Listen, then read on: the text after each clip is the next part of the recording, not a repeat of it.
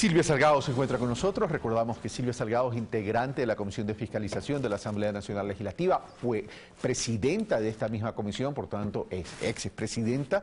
Y vamos a conversar sobre la comparecencia del señor vicepresidente de la República, Jorge Glass Espinel, y sobre estos temas de cómo se está desarrollando estos procesos de investigación, fiscalización, en todo caso. Silvia Salgado, muy buenos días, gracias por haber aceptado la invitación. Hace un momento hablaba con Marco Navas sobre el tema del lanzamiento de las mesas de diálogo, etcétera, etcétera. Usted ha venido de blanco y negro. Está de luto porque en la asamblea ya no se puede dialogar. Estamos volviendo a la asamblea del pasado, a esa asamblea del show, de los carteles, de la bulla, que no se entiende la fiscalización como un proceso serio. Y también, seamos francos, la Comisión de Fiscalización ha sido tremendamente criticada durante estos 10 años, hasta el punto que se la llegó a denominar Comisión de Archivos. Y en la percepción ciudadana hay dos instancias en que la gente es muy crítica: a la Comisión de Fiscalización y al Consejo de Participación Ciudadana. ¿Sirvieron para algo? Me refiero a esas instancias, a ese trabajo, a esa gestión. Silvia Salgado, buenos días y bienvenido. Y se lo pregunto con profundo respeto. Así es mutuo ese respeto y además creo que es necesario poner en el debate y en la mesa estos temas que nos va a permitir ir superando inclusive posiciones extremas en esto de de encontrar el cómo en la Asamblea Nacional, que es el espacio de la expresión de la pluralidad política, en donde no dejan de existir la disputa del poder político, en donde no dejan de expresarse los diferentes intereses, inclusive, ¿no es cierto?, que representan cada uno de los sectores, políticos. Por eso yo creo que el problema no está ahí, el problema está en la forma. Sí, pero hay que tomar en cuenta que es eso, en la Asamblea, en ese ambiente, en esa expresión de esos intereses, en esa representación política, que es diferente, por ejemplo, a lo que usted acababa de analizar con el invitado anterior, ¿no? En el sentido de que se decía, bajó el tono de la confrontación política al plantear mesas de diálogo. Al parecer en la Asamblea, en cambio, se mantiene ese tono porque es precisamente eso. Es una disputa política del poder. No es que se acabó una campaña y hay un pare, no. Se acabó una campaña y empieza otra. Por lo tanto, cuando se trata temas, por ejemplo, en este caso de la corrupción, que ha sido el tema que ha concitado este primer mes, hemos cumplido un mes de la Asamblea Nacional, ha sido utilizado como la gran bandera, ¿no?, pero que ha ocultado simplemente también otras cosas, que es el asociar precisamente estos hechos que son y que hemos encontrado un punto de encuentro entre todas las funciones del Estado, y yo diría a exigencia de la ciudadanía, la necesidad de enfrentar la corrupción, pero sin embargo esta viene siendo utilizada como herramienta en esa disputa política. Vamos por partes. Eso me parece fundamental señalar. Pero vamos por partes, Silvia Salgado. El tema es que en la Asamblea hay actores políticos y está bien que haya actores políticos, no puede ser de otra manera. Ya, pero el problema es que aparentemente los actores políticos pertenecientes a las organizaciones políticas no se están dando cuenta del espacio que Lenín Moreno y su proyecto político está ganando con la ciudadanía, y ellos están hablando a las cuatro paredes. Entonces, no se están dando cuenta del efecto positivo en estrategia política ciudadana, que el uno está penetrando en el mercado electoral, por llamarlo de alguna manera, a profundidad y con participación, y los otros se están quedando tan solo en la discusión. Ahí hay un error de conceptualización estratégica de parte de la oposición, por un lado. Pero vamos a lo de fondo. Sí, la corrupción hay que debatirla, porque hay que combatirla, pero también de pronto se están dando mensajes equivocados, como por ejemplo cuando un juez dice vamos a tener audiencias reservadas, entonces la gente dice, ¿qué es esto de audiencias reservadas? Es decir, no vamos a conocer algo que debería ser público, lo vamos a hacer confidencial y privado. No son mensajes equivocados, porque hay causales para ese tema, y la causal que aparentemente se invoca es el tema de la estructura del Estado. Entonces, ¿no es un poco forzado? Bueno, también me he topado 3 temas que me parece fundamental rescatarlo. Acá, evidenciar que somos actores políticos, pero en las mesas de diálogo también son actores políticos. Evidentemente, y ¿no? sociales también, y todo lo social también termina siendo político. Y con diferentes intereses, claro, también, ¿no es cierto? Entonces, en la UNA sí, es un ambiente de propuestas y para enfrentar temas específicos. En cambio, acá se diluye inclusive el interés ciudadano, que debería ser lo primordial, o el interés de país, en este ingrediente que es la disputa del poder. Y obviamente, o sea, esa disputa del poder está en identificar también este hecho de la corrupción, no como la que ocurre en el espacio simplemente de lo público. También ocurre en el espacio de lo privado. Es más, yo diría, es muy inminente a lo privado. ¿Y por qué digo esto? No trato de fijar una posición simplemente ideológica, decir, la corrupción es de este sector. No, sino más bien en el sentido de que esta está asociada ¿a qué? A la acumulación, al monopolio, al interés individual, a buscar precisamente, ¿no es cierto?, a través de estas herramientas como el hecho del soborno para acaparar. O sea, de malas prácticas corporativas de cierto sector privado. De cierto sector, no todo el sector. Como lo mismo podemos decir del sector público. Entonces, lo que hay que poner al debate también es que a pretexto de esto, no solamente me voy llevando la bandera de la transparencia, sino también, ¿no es cierto?, afecto a lo que nosotros, de alguna manera, como pueblo ecuatoriano, como mayoría ciudadana, hemos venido impulsando, la recuperación del Estado. Entonces, también hay un interés político de mermar la cosa pública, ese espacio de lo público, esa responsabilidad y esa institucionalidad del Estado, a más, ¿no es cierto?, de entender, o sea, el hecho de confrontación política a través de identificar actores o cabezas claves, como fue el caso de ayer de la comparecencia de Jorge Glass, en donde necesariamente ayer lo que se circunscribió el hecho es a una comparecencia.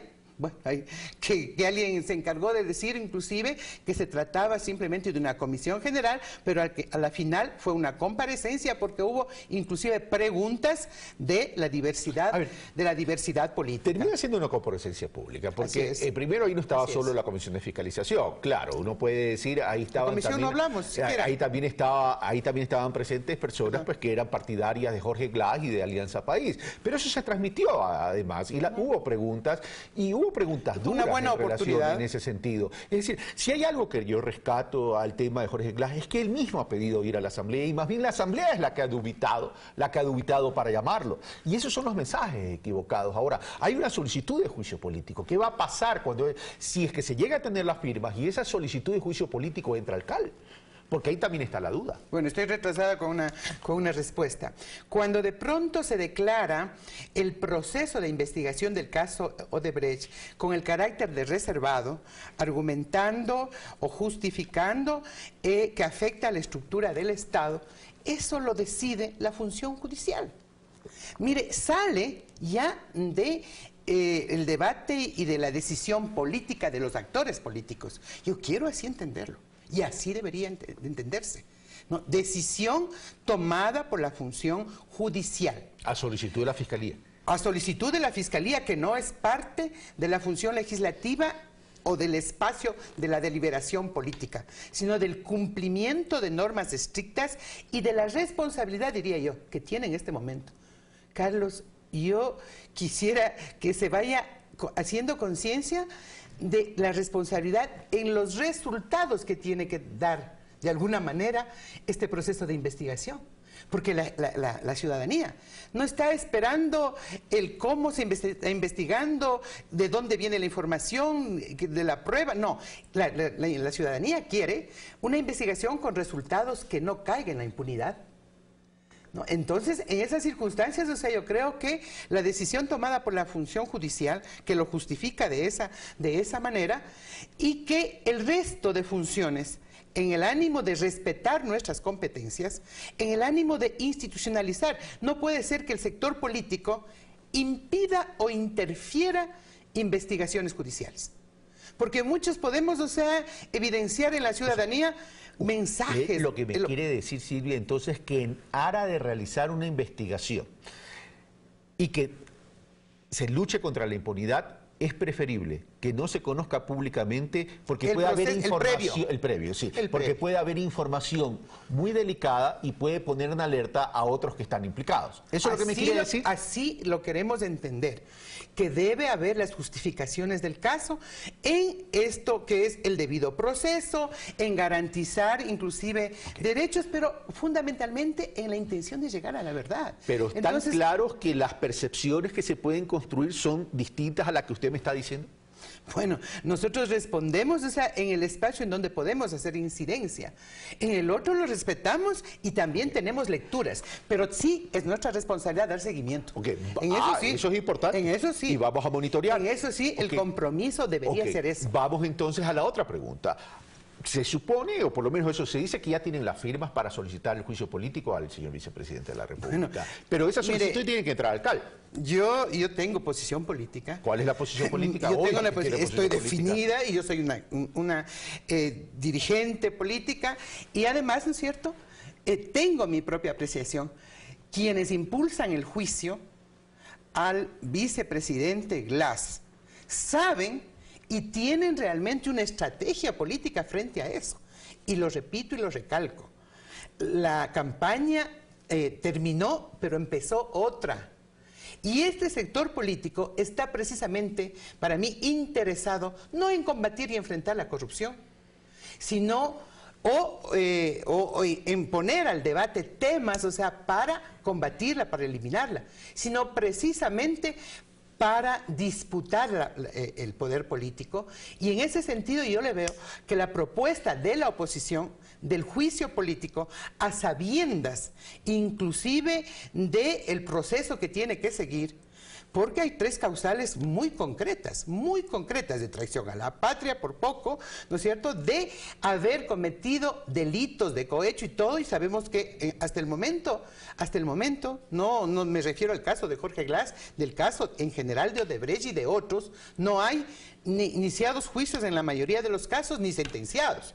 Por lo tanto, el interés es identificar a un representante, a uno de los dirigentes nacionales, pero también al segundo mandatario de este país, hoy en funciones como reelecto, ¿no?, de enfrentar, de mermar la capacidad política, la legitimidad política y de paso, ¿no es cierto?, de reducir un poco o de bajar ese camino recorrido que tiene el país respecto de la recuperación del Estado, vamos a lo siguiente. De la institucionalidad. Jorge Glass ha dicho, el señor vicepresidente de la República, Jorge Glass Espinel, ha dicho: a mí me asignan responsabilidad política y he venido a responder políticamente. Y eso es lo que tenemos que Ahora, hacer. Vamos a lo siguiente. O sea, responsabilidad política y respuestas políticas. Pero ni la responsabilidad política ni la respuesta política, me quiere decir entonces Silvia Salgado, no constituyen causales para un juicio político, porque las causales para un juicio político están claramente señaladas. El día de ayer hemos evidenciado en la exposición de Jorge Glass precisamente el interés de referirse a eso, en el espacio donde estaba, a la responsabilidad política. Y cuando la oposición tiene otro interés, ¿no?, de llevarlo inclusive a la responsabilidad judicial bajo presunciones que las aduce, yo creo que es no reconocer precisamente que la competencia de la responsabilidad política y de ir mucho más allá. Ahí encuentro yo el sentido de esa disputa política y de la confrontación. Y en ese plano estaremos, o sea, obviamente, estaremos las fuerzas que hemos venido construyendo este proceso de manera crítica y de manera autocrítica también. No es que en este caso se pueda desconocer la prioridad que tienen que desde todas las instancias y especialmente desde la capacidad fiscalizadora de aportar a combatir la corrupción a través de lo que tenemos que hacer. Dos temas. Sí, normas y fiscalización. Dos temas. El primero, sí o no. El segundo, una respuesta corta. ¿Está dispuesta a debatir con un asambleísta de oposición Impulso Político sobre este tema? Pero ¿por qué no? Yo tengo los argumentos a veces me dicen míos y respetaré. A veces me dice la gente que sí, pero cuando invito no aceptan. Bueno, de lado y lado. No, de ninguna manera. Yo creo que la ciudadanía se espera eso. Vamos al otro. Era un sí nomás, era un sí por el tiempo. Sí. Vamos al otro. Comisión de Fiscalización, pero rapidito. ¿Usted está dispuesta a plantear reformas a al modelo de gestión de la Comisión de Fiscalización para que se deje de llamar Comisión de Archivo? A ver, Carlos, no es el modelo de fiscalización de la Comisión, es de la Asamblea. Bueno, cambiamos el modelo de gestión de la Asamblea. Porque todavía no logra precisarse y reconocerse que cambió la Constitución y cambió también las competencias de la Asamblea. ¿Cuándo cambió la Constitución? El 2008. ¿Y qué año estamos? 2017. ¿Ya no le parece que es tiempo suficiente Mire, como para haber comprendido? En un programa como esto yo he planteado la necesidad de evaluar, de evaluar el funcionamiento como sistema de control del Estado, en donde la Asamblea hace su parte del control político, pero también hay que replantear el control, ¿no es cierto?, administrativo, hay que replantear el control social, ¿no? Y hay que replantear también, ¿no es cierto?, la eficacia del sistema judicial frente al tema de la investigación de la corrupción.